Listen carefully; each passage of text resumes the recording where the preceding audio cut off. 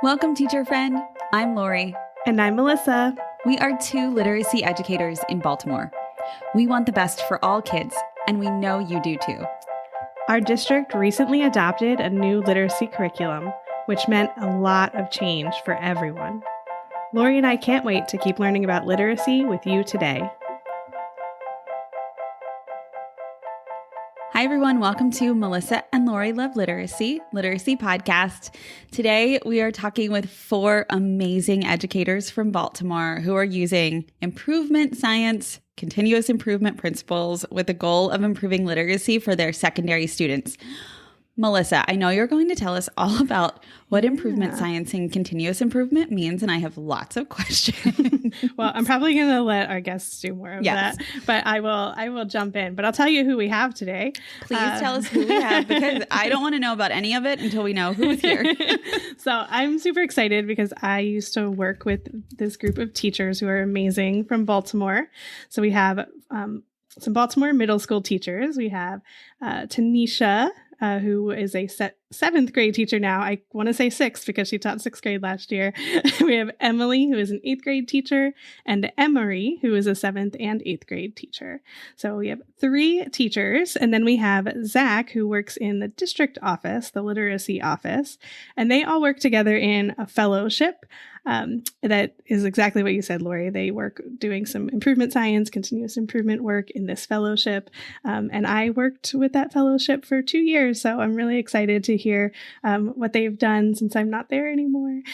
So I'm going to start by passing it over to Zach, because Zach's going to give us an overview, a little background in this work that they're doing, the fellowship, how it all fits together. And then we'll hear some amazing stories from the teachers about the work they're doing. Yeah, thanks. Hey, Zach. Thanks, Melissa. Hi, Zach. Welcome back. Thank you. Good to be here. And of course, you're going to jump in because really, Melissa, you're the one who started all of this work with the fellowship. Yeah, for sure. Yeah, we have a great fellowship of teachers here who are all working on this idea of improving literacy outcomes for students in the secondary grade levels in middle school and high school. And we call that network BSLIC, which is the Baltimore Secondary Literacy Improvement Community. So when you hear me say it's a mouthful of an acronym. It is, but and I understand that you're the one who came up with it, BSLIC. So thanks, Melissa. That's cool. I wouldn't go that far.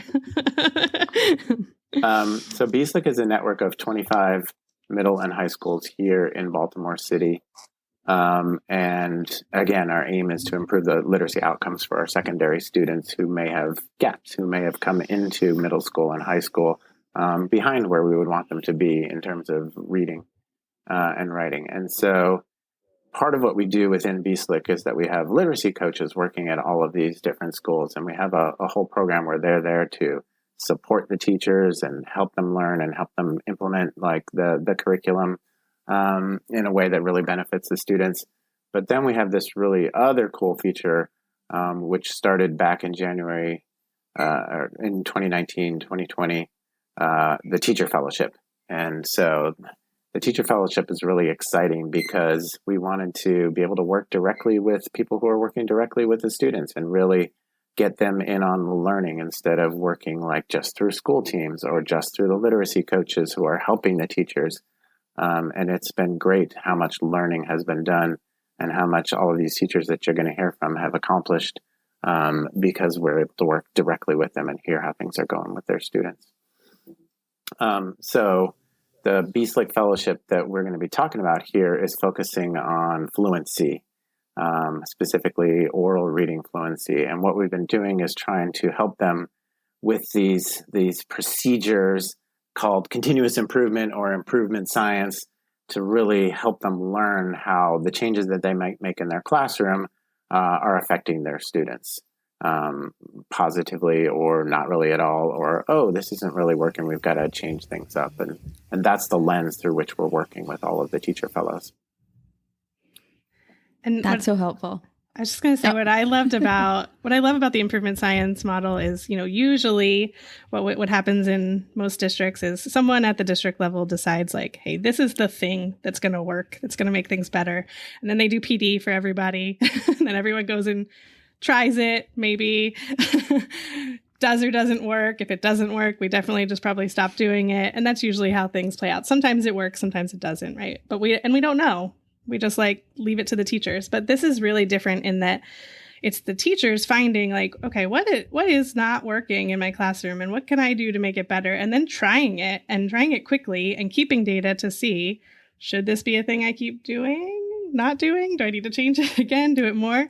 And then from what those teachers are learning, that learning can get to other teachers. But if they've already tried it with real students in their classrooms and have data to see what worked and what didn't. That's so helpful, Melissa. And I want to make a comment, and then I also want to ask Zach a question. I think what is making me excited for this conversation is that the teachers here today are doing this in concert with, or I guess in the realm of with high quality materials, right? So they're using their high quality materials. I don't even know why I said in the realm of, but that's what came out of my mouth. So they're specifically doing wit and wisdom, with right? their high quality materials with wit and wisdom.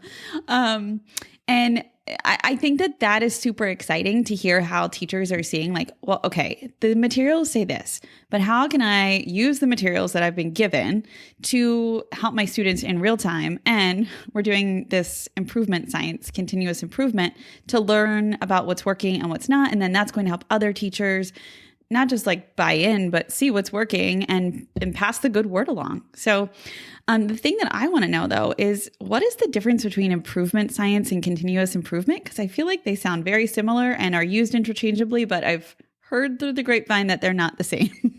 Yeah, they're pretty much the same, and I use them interchangeably, that's for sure. Yeah, I do too. Okay, that's good to know. Thank you. Do you want to define them, Zach, for me? Continuous improvement is just this idea that we are going to test change ideas, make very small changes, and like try and monitor them and use data to see if those changes are working. And you hear that like across a wide range of contexts. So it started in industry, if you've ever heard of things like Six Sigma and Lean and things like that. And what Toyota does in order to make their manufacturing processes more streamlined, like it all comes from this idea of continuous improvement.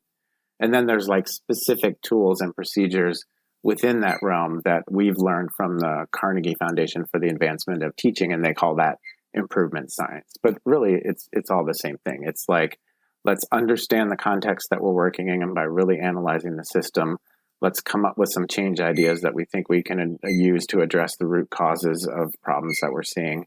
And let's do some very rapid cycles of testing of those change ideas, gathering data and making changes as we go to try and get to the best possible outcomes. That's so helpful. Thank you, Zach.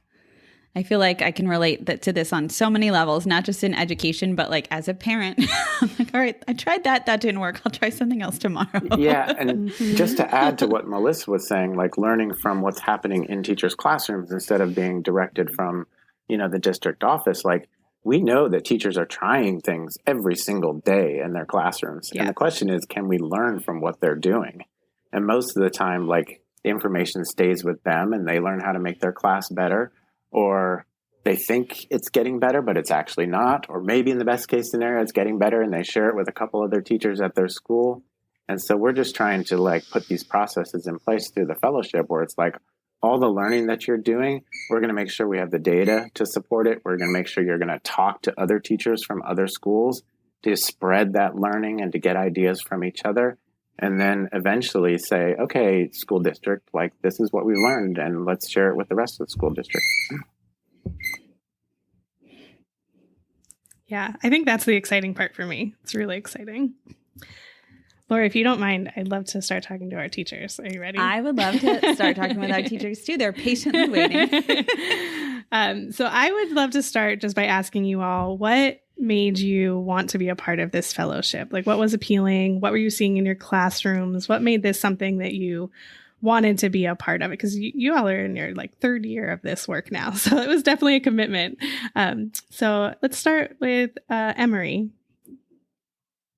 And I think we should also let Emery tell his special story too about where he is. So yeah, not to jump in, but Emery, you need to like make sure that you share your cool story. I don't know if it's cool, but it's definitely relevant to where I am currently. It is currently 10:30 in the evening here in Zambia, in Lusaka. Have been teaching half the year remotely in Africa. It's been an experience, but the fact that it was very important for me to continue doing this work while I was here was the reason why. So shout out to Harlem Park. We got permission to do this because we didn't want to stop. The reason why I decided to join Be Slick, and I love, Lori, how you said, what's the difference between like the improvement community and improvement science? Well, for me, it's like for Be Slick, it's easier to say the acronym because it's an improvement community. And there are different ways to say it out loud, but like for me, that's why it was. The reason I joined is because I think the first 6 months of my first year, I realized that I wasn't really teaching English. I was teaching literacy. And there was no way I could sustain this position by doing what was kind of the status quo. Yeah. So I looked for every opportunity to kind of do something different in my classroom, and it's been a godsend ever since. That's great. Thank you. Tanisha, how about you? So I don't think I was even a first year teacher yet when I joined on to Be Slick. I was a resident teacher at my school, and my literacy coach, and Zach has kind of talked about literacy coaching, but my literacy coach put me on to Be Slick. And it was really exciting because I was a new teacher, very overwhelmed by like the millions of things we have to do in an English language arts classroom. And you're trying to master writing and reading comprehension and reading literature. So this was exciting because I could really zero in on this one strand of literacy, fluency, and deepen my understanding with it. And as a secondary teacher, I really had no training in doing fluency work with students at all through my teacher prep program. So I felt like this is where I can get that learning, and I did. And so I stayed on because I found the continuous improvement framework really useful, and because it's exciting. Because the cool thing about this kind of professional development is I really get to deepen my knowledge about this one topic over the course of a year, 2 years at this point. Love it. And Emily? So I have to think back because I've been in Be Slick, I think, since the creation. You can correct me if I'm wrong, Melissa. No, I think you're right. And so the program, as it looked like in its first iteration when I applied, it just looks so different now. And that's been part of the cool process of seeing like the improvement process actually happen to this improvement community. So it's not just like the teachers within the classroom that are seeing this or, at a school level, but also the improvement community within itself has also, I think, kind of gone through these cycles as well and trying to hone how to make our improvement work improved, if that makes sense.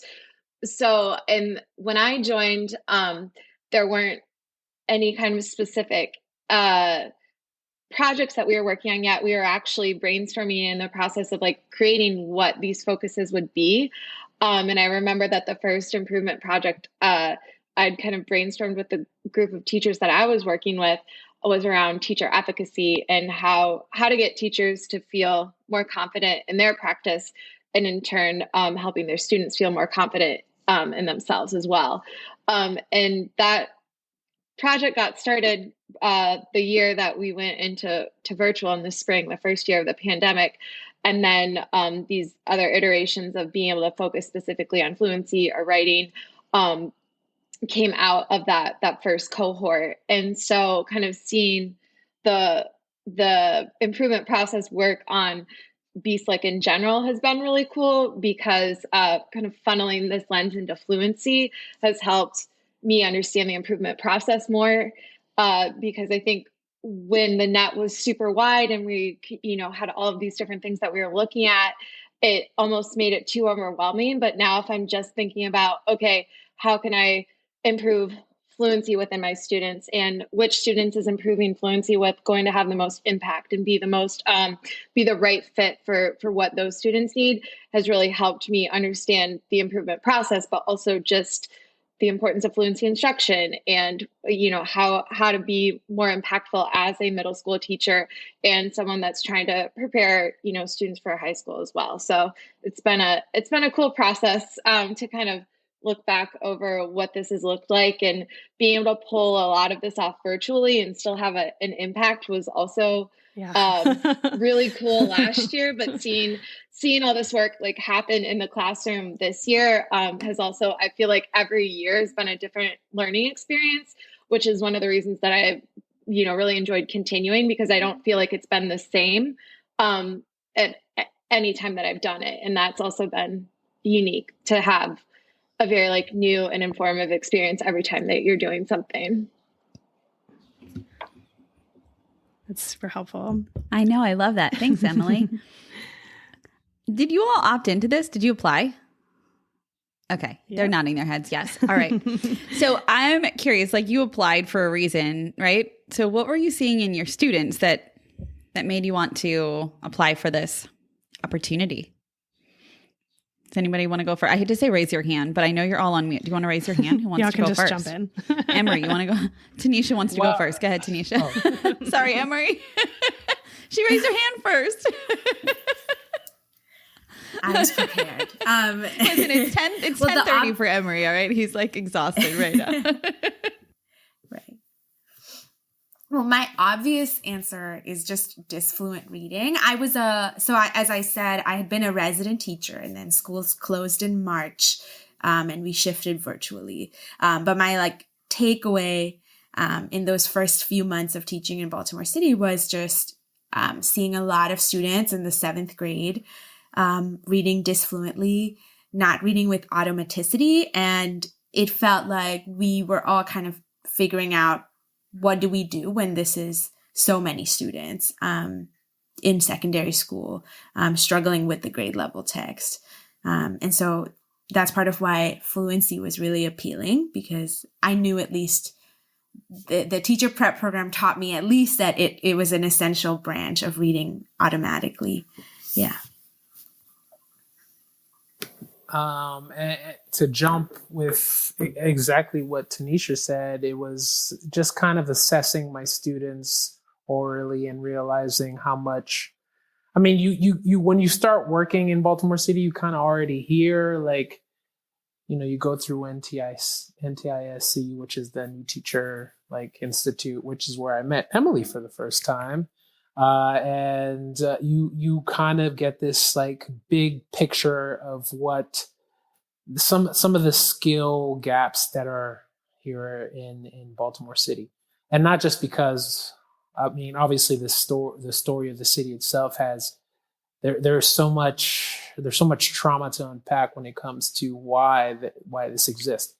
But when you're teaching, especially middle school in Baltimore City, you realize that a lot has to do with a lot of the literacy skill gaps that are missing. And even in my first year, I was lucky enough to be hired not as an English teacher, but as a literacy intervention teacher. And this is where I met Zach. My first year is we did a STARI intervention together. I don't know how much I can name check. It's a curriculum that specializes in secondary students' literacy intervention, but I learned so much that, and then with my involvement with BSlick, I realized that this wasn't necessarily a common approach to most first year teachers, where you don't know what fluency means. You don't know what literacy intervention is. You don't know what phonics is. You don't know how to teach reading to secondary students. And so I think it was fortunate just how my path laid out, where I was just that's all I sought out as soon as I got that introduction, where I was just this is what I need to be doing. As soon as I felt like as soon as I got into the BSlick community, it was nice. It was very refreshing. I found my people. And so it was really good to be there. That leaves me, right? I guess my reflection point is more of how I kind of chose fluency, because I know there were like a variety of um, pathways that you could have done for the fellowship. But specifically, when I think about where I could make the most impact, in thinking about, okay, what is it that I can do to help prepare students for the next thing, especially as like an 8th grade teacher. I'm always like, okay, how am I making sure that they're going to be successful in high school, that they have the skills that they need coming into 9th grade so that they can get through 9th grade and be on a trajectory to graduate. And I think that one of the reflection points that I always had was that I could have these great class discussions and we could be talking about text and referring them back to text, but there was a level of independence that my students were getting, which was doing them a disservice for what they were going to see in the future.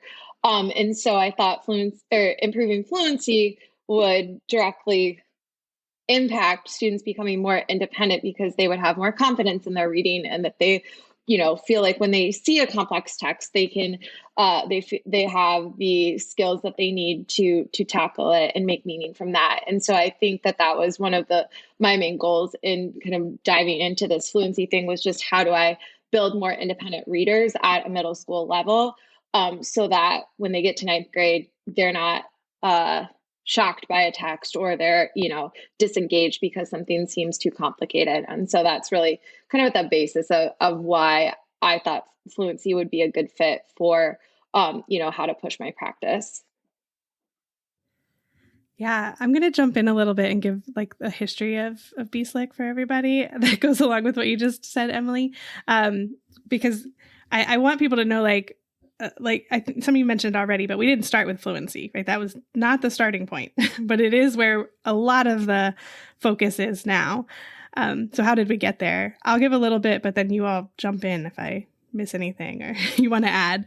But, we started in a place like Emily mentioned before, which was like almost a little overwhelming, of like trying to figure out what is the root cause of students coming in to middle school and still being on a 3rd grade reading level or even lower. There's just like a million things, and it can feel really overwhelming, and we're like, how do I even tackle this?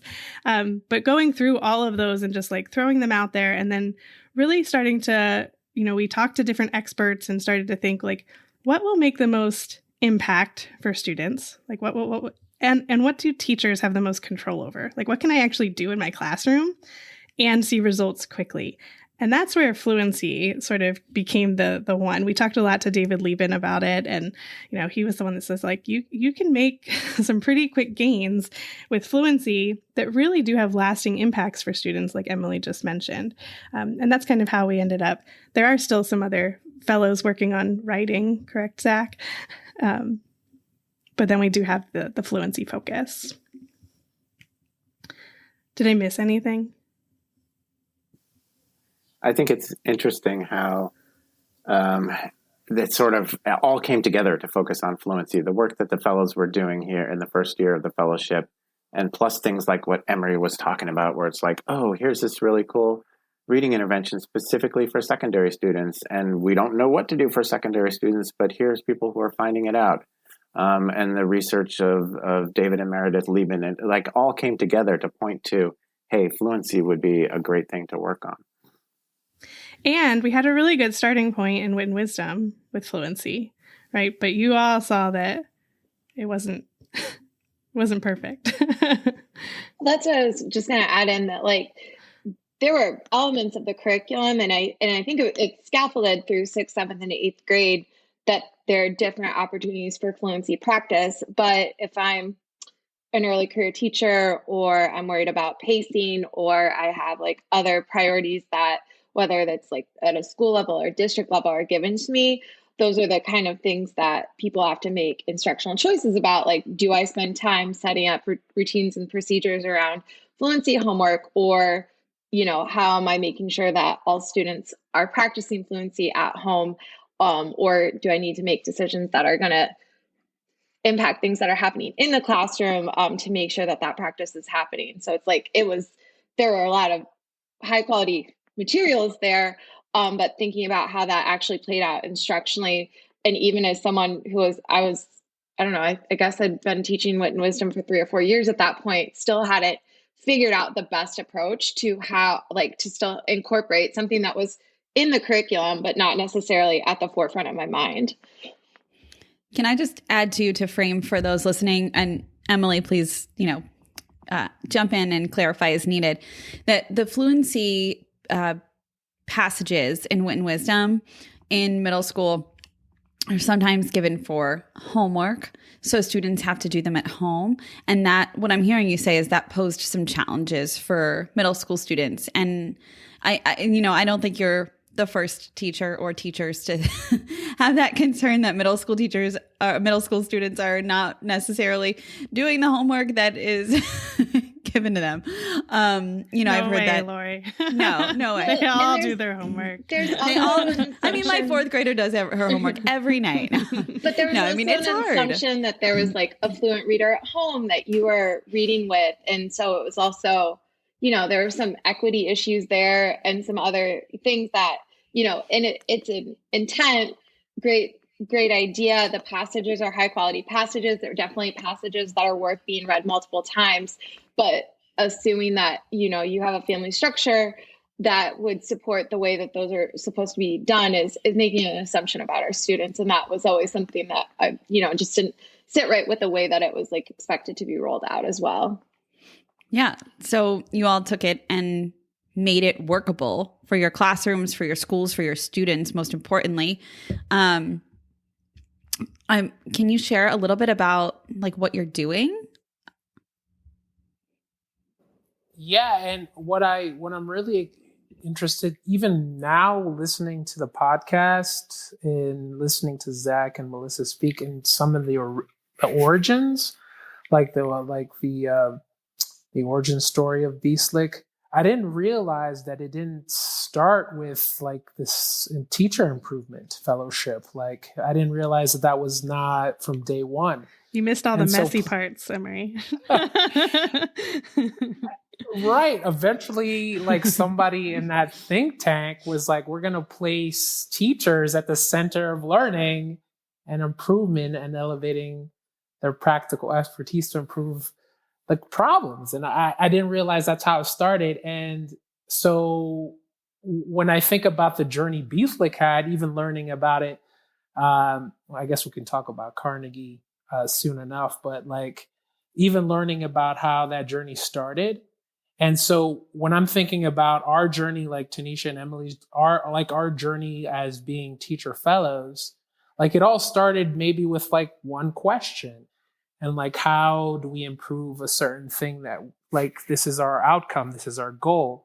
And for me, it was just like Lori said, is like, how can I use these wit and wisdom fluency passages that are already instilled in our curriculum, but how can I use that to benefit my students in a great place, especially in a virtual environment? Because again, this started last year completely in a pandemic.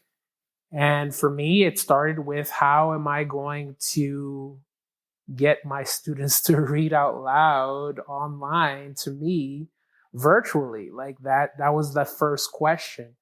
And, we don't have a lot of time, which is kind of the worst thing. Is it's like every time I get to explain this, it's like I never have enough time to give you the processes. But 3 years later, the change idea was basically to use existing wit and wisdom assignments and administer them through different mediums. First, it was Flipgrid. Now it's Microsoft Teams, to hear my kids out loud, to hear them read out loud. And as a teacher, they always tell you assess orally. But now, like, we have these like very intricate apps that will tell you how many words you're reading correctly in a minute, how many omissions you're taking away, or how many insertions. It's like it calculates your accuracy, your correct words per minute.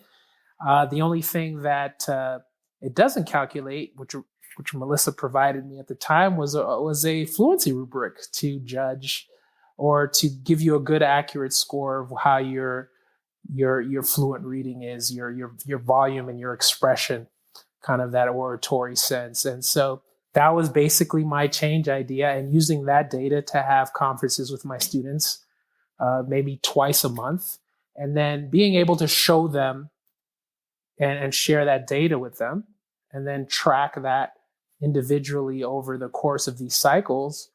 And to me, like, that's where they took onus of their own responsibility for their own learning. And you saw the improvement once I shared that information with them. So again, it's a lot more intricate. There's a lot more to it, but basically that was the gist of it. Yeah, and what I love about that is like what Emily said about, sending it home, and they might not have what they need at home to do all those things. You're putting something in place to make sure that everyone's getting the same thing, right? And this, not only are you ensuring that they're actually doing the fluency work, right? Because you can see that they've done it, but also it's giving you so much valuable information, and the students valuable information and data, because you're talking to them about it, right? So instead of just like, go home and do it, you checked off the box, you did your fluency work, there's like real conversations happening about, are they improving? Where are they improving? Where do they still need to improve? And I think that just makes it, like you said, they can own it, and it makes it so much more valuable than, check, I did my homework, I got my grade, or I didn't. Oh, yeah. The initial wisdom, Joyce, is basically like a box, and you're like, did I read this with somebody? And like, I did that the first like week or so in B-Slick, and I realized that the students were hip. They were just like, oh yeah, I checked this. I did it. I did Give it. me credit. Yeah. They were they got smart real quick. Tanisha, go ahead. Our first step, so just like what Emily and Emery have said, was to figure out how do we make this part of our in-class routine and do it quickly without losing a ton of instructional time to this intervention that's not supposed to happen in the curriculum, quote unquote. And so we decided to do choral reading and echo. Well, we split off into whole group, small group, and Emery and I were whole group last year. And we decided we would do a quick choral read with our students, an echo read, and then they'd get a chance to practice the passage together. And that's pretty novel to do with secondary students. What I think is also really novel is to be able to say, I've heard each one of my like 140 seventh graders reading out loud, which is something I probably wouldn't have done without this process. Tanisha, can I ask, when you say that, it resonates so deeply with me, because my first 2 years I taught high school, and I thought then I went back and taught elementary school. I was like, what the heck is happening in elementary school that all these kids are coming to me without being able to read? Right. So I'm so curious, when you say like you heard them read, like what were you hearing? What were you thinking? What was going on in your mind? And what did it tell you about your students? Yeah, at the beginning of the fellowship, that was the thing that was brand new and really exciting to me, because suddenly I was getting all this knowledge about, the shy seventh grader who usually never speaks up in class. And now I know that it's because actually they're really struggling to read automatically. And I think that's knowledge it would have taken me a long time to get to. I had their iReady score, but that's a very limited picture of what they're really capable of. And so this was exciting. I feel like I got so much knowledge about kids. Like, you can tell now that student A is not a disfluent reader, can read automatically, but reads, without a lot of expression. And so that might be limiting their comprehension, as opposed to student B, who's actually just struggling with like phonics and is struggling to decode each word quickly. And so that kind of information, I don't think you can get as quickly with middle schoolers without doing something like an ORF process with them. Thank you for sharing that. That's really helpful. And I'm going to ask you one more question. And if anybody else wants to chime in, you're more than welcome as well. Do you feel like it helped, or how do you feel like it helped with classroom management or connecting with your students? Yeah, I mean, this year, this was different virtually, because we had the kids record themselves on Flipgrid. So it wasn't like a personal moment where I like took them aside and listened to them read. This year, though, coming back after this sort of year of disconnection, I think it was really, really important that I had all of these. I measured their reading 7 times this year. So it's really amazing that I had like 7 opportunities with these students, each student through the year, where I like took them aside and for 2 minutes listened to them read.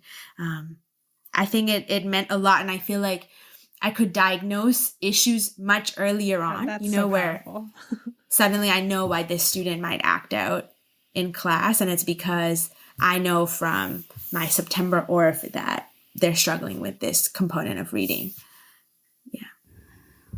Yeah. Would anyone else want to add on to that? I don't want to limit. I would just also say like I learned a lot about which students felt apprehensive about reading, which students felt confident with their reading, within those first couple of passages, and just learning a little bit more about their attitude about reading without even having like a full conference. Like, how do you feel about reading? Which would actually be a really great question. But, just by the way that they're approaching the first couple of passages was really interesting too. So it wasn't even just about the getting that score and then being able to use that data to make decisions, but just some of their attitude and confidence levels as well. Yeah, I completely agree. To me, it's a break of the routine. It's like, but it is something that we've introduced as part of the routine. So it's like we've been at least for my 7th graders, it was, which I concentrated on this year, it was a break from doing whatever district mandated task we were supposed to do that day. Where it's just like, now we get to have a one-on-one conversation about how we're doing, which I think they really look forward to. Again, like these conferences, I think, where the basis of how do I get better? And there was another colleague of mine, shout out to Mr. Snook, who also did 5 and 6, who was also on the Fluency team. He made it more of a part of a classroom connection, where it was more of a classroom competition, where I tried to kind of like steer to weight that and wanted to have an individual conversation, especially when I live overseas. And like the only way I can really talk to these kids is like these one-on-one conversations online. And so I thought they looked forward to that because it was a personal metric on their own success. And so they knew that this is our time to deal with my own personal development, which I think they kind of just naturally like gravitated towards. I love that because we know there's so much conversation around like social emotional learning right now. And sometimes you can think like that needs to just be not related to learning and content and instruction. But just hearing you guys talk about how much you can relate to a student by talking to them about their reading and what like you seeing them and what they need and having that conversation with them can be really powerful on an instructional level, but also that social emotional level as well. Emily, I'm going to pass it over to you because we haven't talked about what you did, and I know you did some slightly different work around fluency. Yes. So I was tasked with coming up with a way to practice fluency in small group, which was actually great because we shifted a lot of the district priorities to small group learning as part of our like learning acceleration model.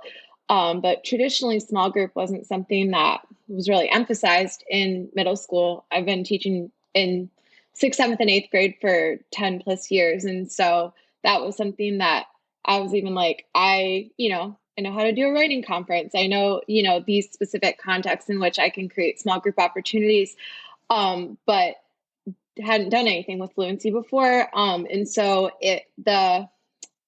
last year, I was kind of tasked with creating a small group protocol for what is a structured way that you can practice fluency with a small group of kids within, a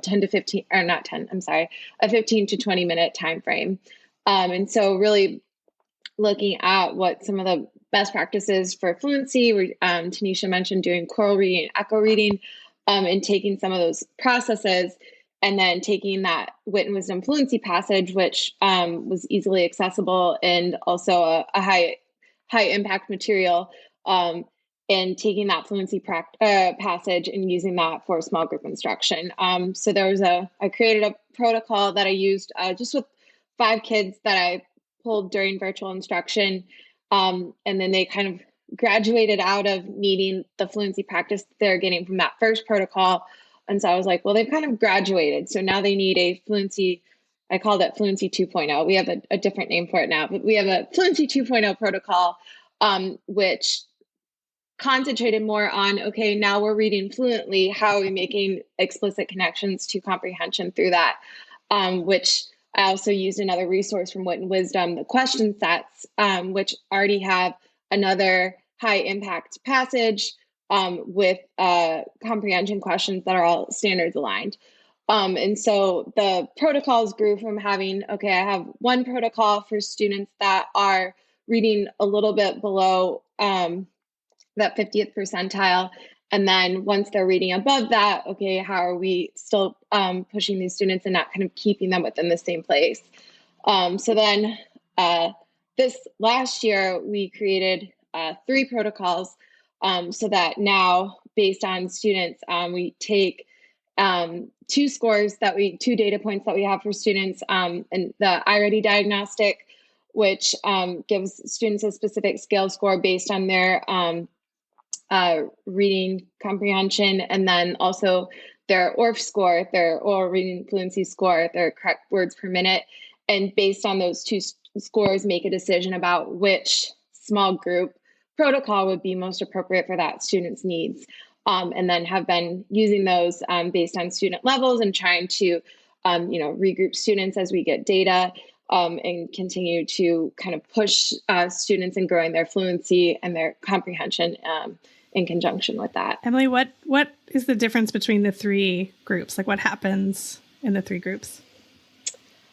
So the Group A protocol is typically your students that are probably reading somewhere below 100 words per minute. And then these students typically have some deficits in phonics.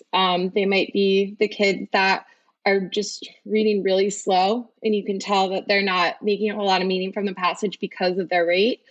A lot of times in middle school, this will look like kids that you'll see that they'll read the first 2 or 3 letters of a word and then just fill in the rest of the word. So they're not actually looking at the whole word. They're just looking at the first couple of letters and then trying to create meaning from that. These students might not even know all of their word parts or sounds, or how, have that phonemic awareness instilled in them. So that fluency, or the A protocol, kind of focuses on looking at specific vocabulary words and then building strategies for when I see a word I don't know, what do I do? How can I break it into word parts? What word parts are recognizable? So creating some of those kind of early literacy skills, but still with grade level text. And then the B protocol is more about building automaticity. So these students probably have the full range of phonics that you would hope that a middle school student would have, but they're still not reading at a rate that comprehension is quick for them. So we're trying to build up automaticity. So that's actually working on sentence level work. So taking a complex sentence and practicing that to help kind of build the automaticity for the whole passage. And then the Group C students, these students are probably reading at least 115 to 120 words per minute. So they're reading at a rate that comprehension can be expected. So it's not really the fluency, the speed, but maybe are they being expressive and thinking about what the words mean as they're reading them? And that's why we're making that connection to comprehension. So they have a level of automaticity, but they're missing that kind of expression and prosody that's also expected with fluency. That's probably creating gaps within their comprehension because they're reading things fast enough, but they're not necessarily making meaning as they're reading. And so kind of building out strategies of, okay, we read this. How are we making sure that we understand what we read? before we're moving on. So those are the 3 protocols. That's so cool. And Emily, I am like 99% sure that there's a listener out there thinking, how do I have access to these protocols? Or are they for sale? Are they anywhere on any website? Do you have anything that I could link as a screenshot? Zach, I don't know. So this is one of those things that we've been trying to like slowly share resources with the district, because it's very systematic, but then as like the other fellows have been using them, they've been tweaking the protocols to work for them and their students. We have some like ESOL and intervention teachers that are actually have created a process where they're using like each of the protocols over the course of a week, so that like a student that's receiving like intensive intervention is actually getting the A protocol, the B protocol, and the C protocol to, create this more holistic picture for them. I don't know about sharing resources. I'm going to defer to Zach on that. Well, so here's the great thing about the continuous improvement, Lori, is that we are trying to like gather all of this knowledge from, as Emily said, it's not just her, it's all the other people who are trying similar protocols and tweaking it. And what we've discovered, because we've been studying this and looking at the data and conferencing around it for over a year now, what we've discovered is it's not necessarily a strict protocol, but there are certain elements within these protocols that not only in the small group, but the whole group as well, seem to be keys to success. And so we're at this point right now where it's like, what have we really learned from this network about what's important and what's not so important? And so, for example, everybody says echo reading is important, right? And so we need to make sure that like when we're taking this idea and bringing it to a wider audience, such as the rest of the school district or beyond, that we have people understand this is when you do echo reading, this is how you do echo reading. So it's things like that is really exciting to learn, is what are these components that make the most difference for the kids? Yeah, sharing practices is hard because it's like even doing the district PD on Friday, it's like we had like 60, 70 people in each, professional development course. And it's like you're doing a lot of broad strokes. And so I ended up, people who, we shared our contact information. And so what I ended up doing, and Mr. Snook, who was also at Harlem Park, what we ended up doing is like whoever emailed us, we send them an individual presentation through their email, where it's like you want to share our processes, share some of the materials that we used, because it's, unfortunately, if you're not a part of the improvement community, there's no way to like be this. You don't have access to some of the knowledge that we've had. And we've tried to share this information in the past year, and we've had the opportunity to do so in various ways. But ultimately, I think it's up to the district to decide whether or not that this is something that they want to do or share. Yeah, that makes sense. And I just think the biggest takeaway for me is that you're all learning from each other. So you're coming together. You're saying, we're going to try this. It's backed by research. And then we're going, and we have these high quality materials we're going to use. But there's a little thing we need to tweak to use them. We're going to come together and try to find out what works. And then how often do you come back together? Like, what does that look like? So we have our like network meetings that I'm able to meet with like the other people that are using the small group protocols every other Monday. So twice a month. But then I also have a check-in with an advisor where, and I have 2 other fellows on that call as well. So, I'm basically like chatting with other people about once a week, but I also know like I can think of other times where, Tanisha or Peter or, people that I've worked with through the fellowship over the last couple of years have just reached out and been like, hey, I remember you talking about this one thing that you used to use a confidence scale last year. Could you send me that? And so there's like consistent touch points with people, but then also you're building your network of people that you trust and you have collaborated with, that you can reach out and get really quick answers to things. So it's been cool to see that network grow as well. I love it. It's like a real life Facebook for literacy. I'm wondering if you all could talk. Zach brought up a little bit of, what have we learned from all this that you've done? And I'm wondering if you all can talk a little bit about, that you can definitely talk about data that you've seen, but I'm wondering more too, like, what have you just seen in students as in terms of, how have they changed? What has changed in students from doing these things that you've done?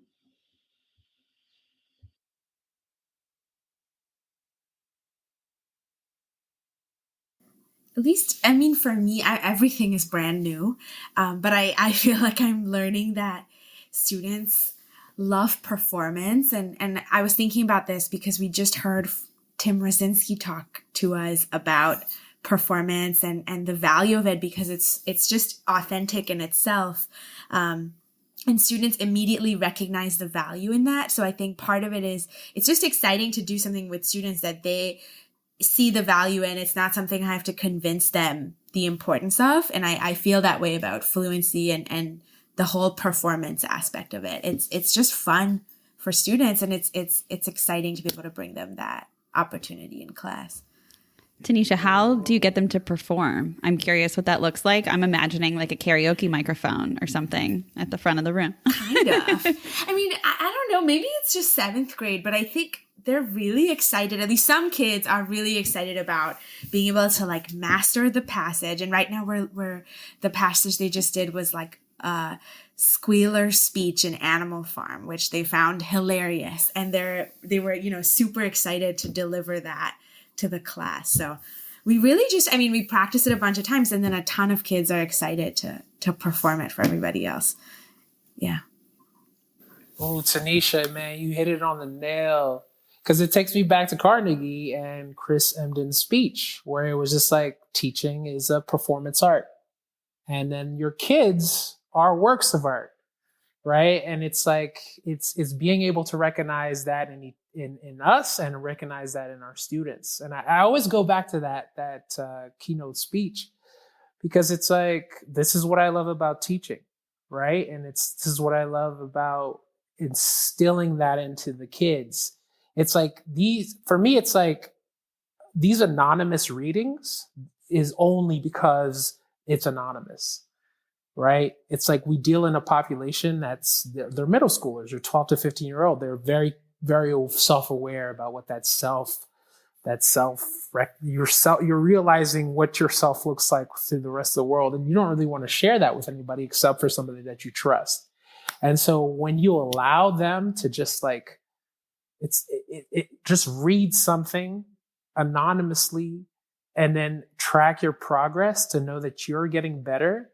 It's like they really, really get into that. They really respond to that.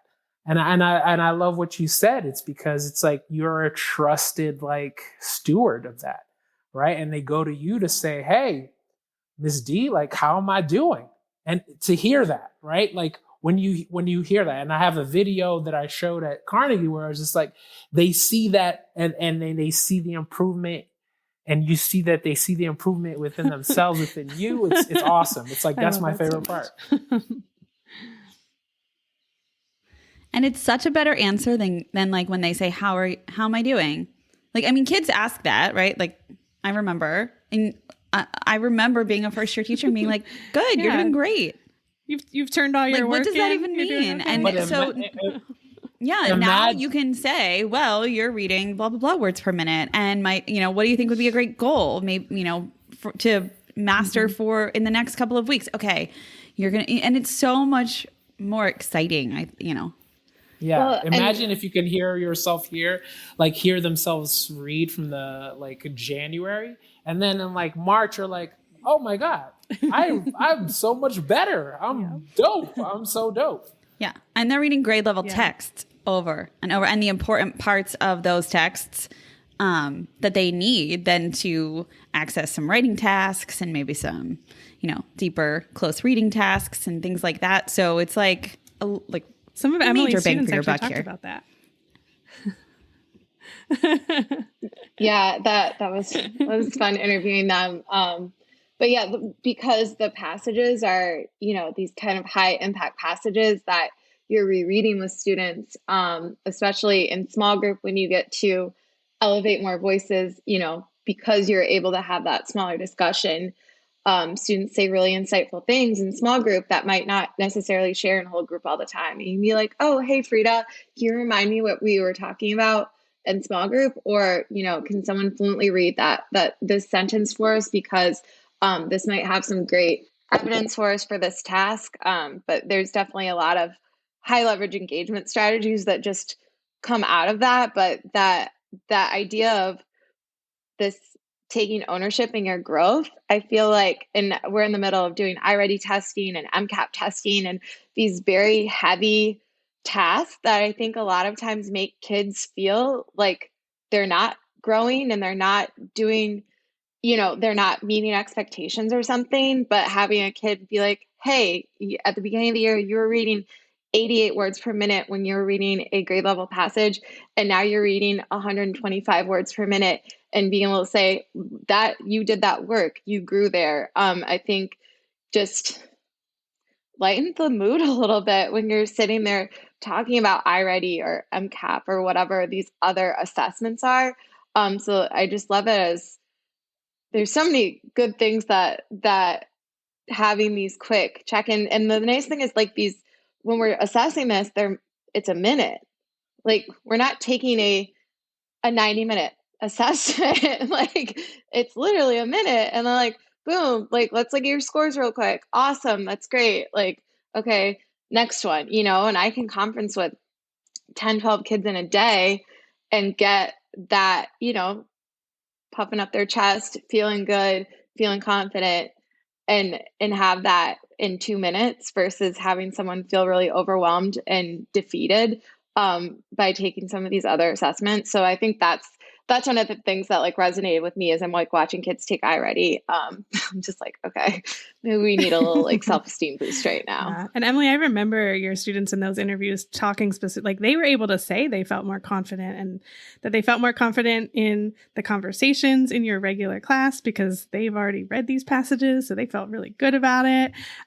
But also that just, like, I remember you saying, like, they're the ones that were always volunteering to read in class now, right? In front of their peers, even though they were the ones that needed that small group intervention. They were confident now. And that's so huge. Like, that, I mean, I love all the numbers too, and, like, seeing that they're growing with the numbers, but that confidence that's just going to change the way they think about school for the rest of their time there. And just, like, as a teacher too, like, you want to hear something, like, you want to hear your kids saying that they feel better about things, or that, that they are engaged in participating, and, that something that you did had an impact on them. Like, hearing that is kind of what keeps you going, especially, when you're in the midst of testing season and stuff. It's not all rainbows and sunshine being a teacher. So those little wins definitely make it worthwhile for you too.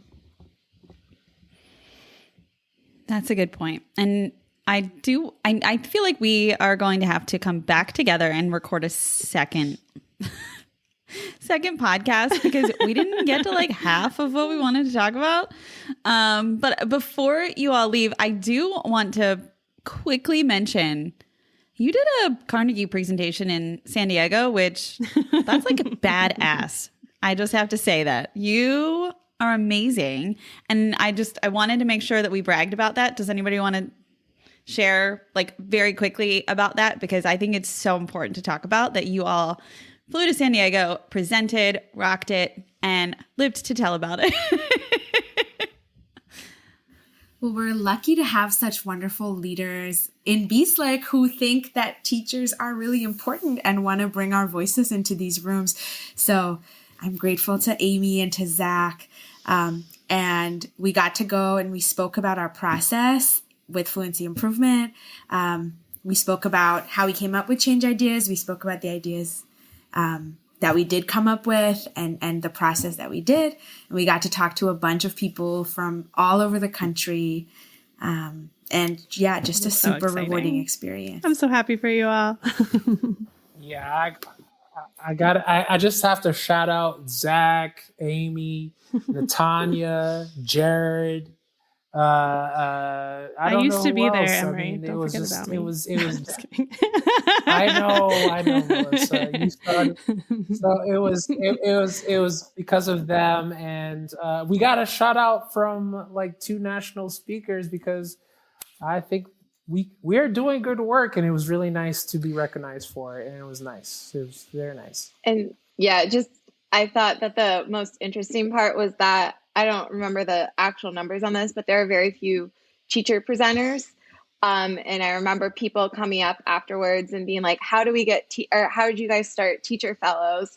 And so to me, I was like, why is this some kind of groundbreaking idea that you are including teachers and investigating and researching and trying to, make change to impact a problem. And so I guess that's just another shout out to Lee Slick for being innovative and including teachers in this process. I have to say, we've worked with a bunch of experts throughout the whole process. And I remember specifically Tim Rosinski and I can't remember her name, but the head of the National Writing Project. They were both experts that presented to us, but after they heard your stories as well, they said to me, like, people need to know what what you guys are doing here, right? And not just like learning about fluency from you all, but the how you all are doing it, right? The way that you all are, being leaders and learning and sharing that learning is very unique and different. Even those experts saw that. That is so cool. It is. I'm so glad that you all came on today. I have a very a quick idea to finish us out that I know it's like pretty late right now in the day and we're trying to close out. But could you all think of either a word or a short phrase about your time in the continuous improvement space? And one thing that you'd like to leave the listeners with to think about. So I'll share one that I was thinking just to share, an example for you, because I know we didn't talk about this ahead of time. I was thinking about the word consistency.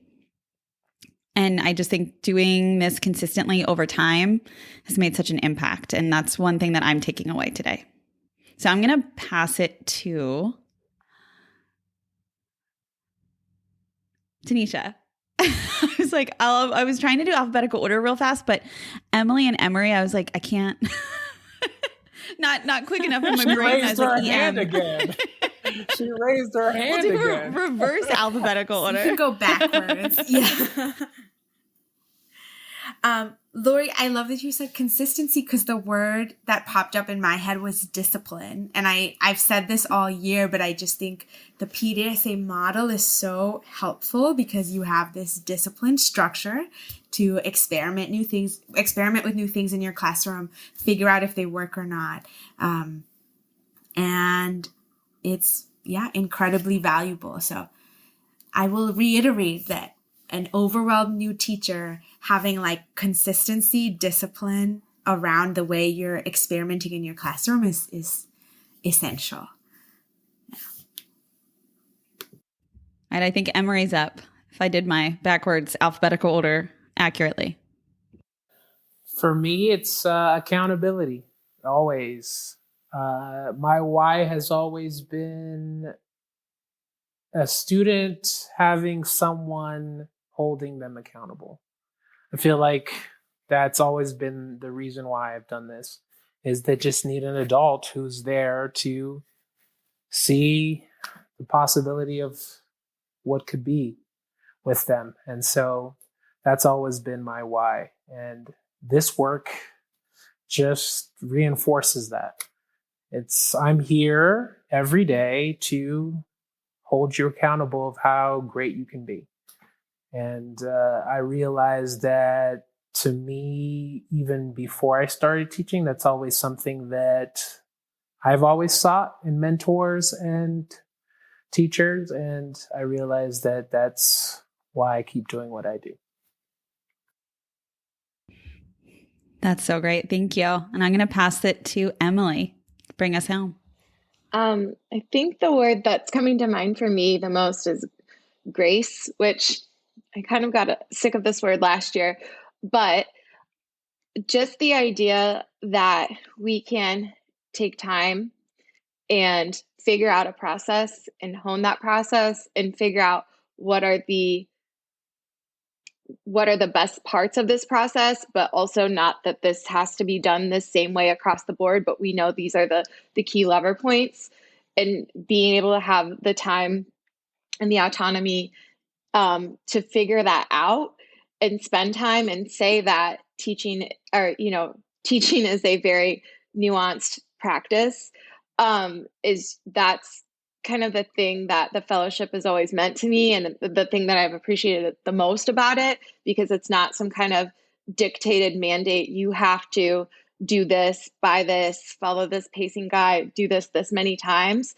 But we have the ability to learn. We have the ability to change. We have the ability to say, hey, I was mandated to do a week of testing and I wasn't able to learn anything this week, but that's also a learning point.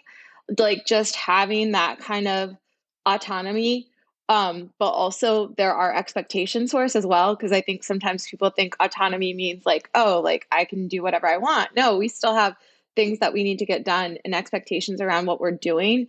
But like understanding that our profession is nuanced and things come up and things happen, and having the grace to hear those as learning points and not as negatives, I think is one of the best parts of the fellowship. Up the ring. No, just kidding. Be slick. I know. I keep thinking that same thing.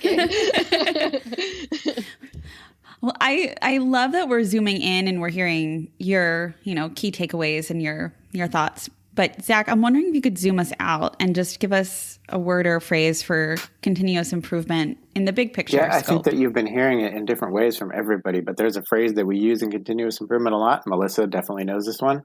The phrase is possibly wrong and definitely incomplete. And it's something that we always try and keep in mind when you're thinking of what do I want to change. I have an idea. And the goal is to say, I'm going to try it without being sure that it's perfect.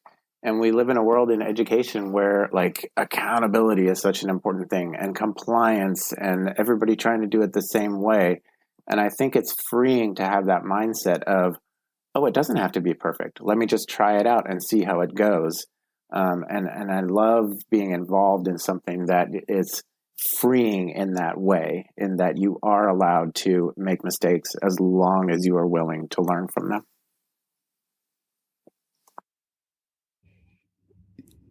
I'm obsessed with all of you. One of the things that this is bringing up for me is, Melissa mentioned earlier how this truly connects deeply to students' social emotional learning. And, not only that connection with you all, that one-on-one time, and being able to see their growth like very tangibly and their data, but just by this willingness to be wrong, and in fact, probably be wrong, and then find out some things that are working along the way, I feel like you're truly modeling and being powerful models of being okay with failure for your students, and knowing that in life you're going to have lots of things that go right and probably equally as many things that don't go right. But when things don't go right, you can learn from them and make an opportunity from them. Your students are so lucky to have you as these powerful models of change. And I just can't say, like, I'm going to cry. I told Emily that in the beginning, I was like, the only rule of podcasting is don't cry. So I might cry, but because I am just so honored to be able to talk with you all. And I have a whole list of questions that we did not even get to today. So I really, truly mean this. I hope that you come back again. Emery, I know it's so late there. So thank you for giving us your time. Is there anything else anyone wants to add or say? I was just going to say, I appreciate having people elevate our experience. And whether it felt really good at the conference to have people so excited about teachers and hearing teachers, and thinking about how they can involve teachers in this process more. So I think any opportunity that we can share what's working just feels really good. Yeah, same for me. Just thank you for, recognizing the work we're doing. It feels wonderful and is really motivating and makes us want to keep going. Thank you. I feel like we just had our own one-on-one conference for an hour. Yeah. Oh, well, thank you all for being here so much. We hope to have you back again soon. And we're just so grateful for the work you're doing in Baltimore. Thanks for listening, literacy lovers. We release a new podcast episode every Friday and share more resources in a newsletter on Tuesday. Sign up for our newsletter at literacypodcast.com. Each week, you'll receive important information, resources, and connected content. We're excited to create a space for community discussion about our podcast. We want to connect with our listeners and support you in answering your questions. But we also realize there are a lot of other educators out there who have great advice and experience too. Let's keep learning together in our Melissa and Lori Love Literacy podcast Facebook group, and be sure to follow us on Instagram and Twitter. If the content in this episode helped you, share with a fellow educator and teacher friend. Our literacy lover community welcomes educators at every stage of their learning journey. We're so glad you're here to learn with us.